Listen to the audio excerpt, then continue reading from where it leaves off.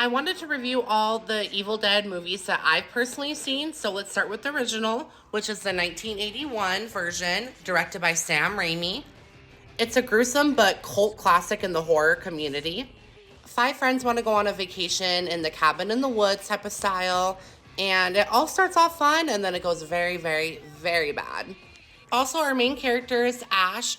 His sister's also there, and their group of friends. They go into the basement and stumble upon the Necronomicon. I don't know if I pronounced that right, but it's the Book of the Dead. And it is very intense, and they unleash a gruesome evil, and they had no idea what they were doing.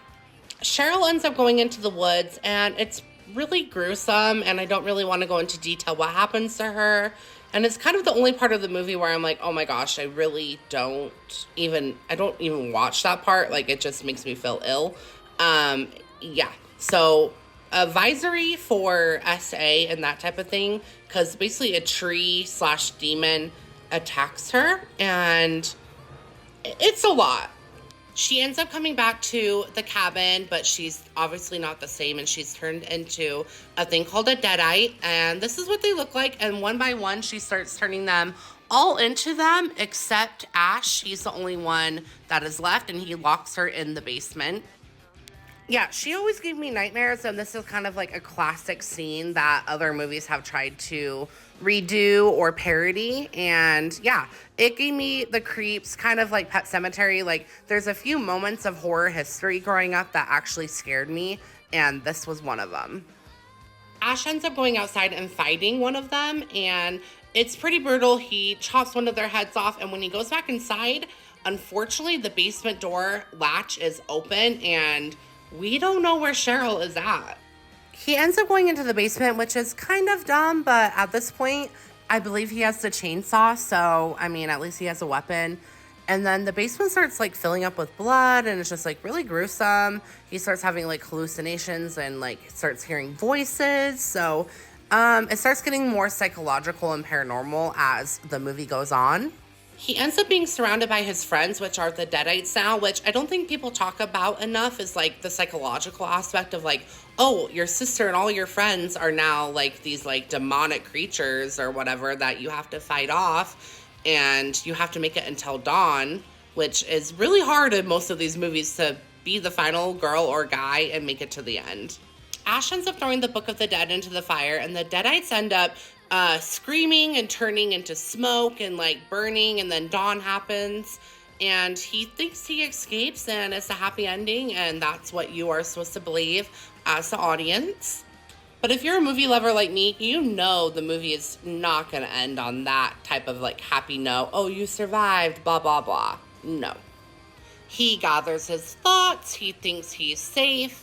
He walks out of the cabin, and he's just kind of strolling along, and you get this kind of eerie feeling that something's going to happen. And it does.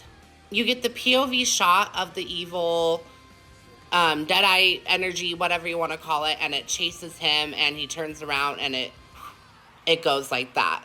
And it's left on a cliffhanger where, is he a Deadite now? Is he going to be alive, or is he not? I will spoil it. He is alive even today, and he's allegedly going to have a cameo in the newest installment in the franchise.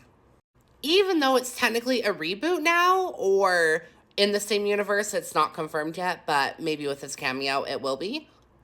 But yeah, that is my review and summary of The Evil Dead 1981 by Sam Raimi.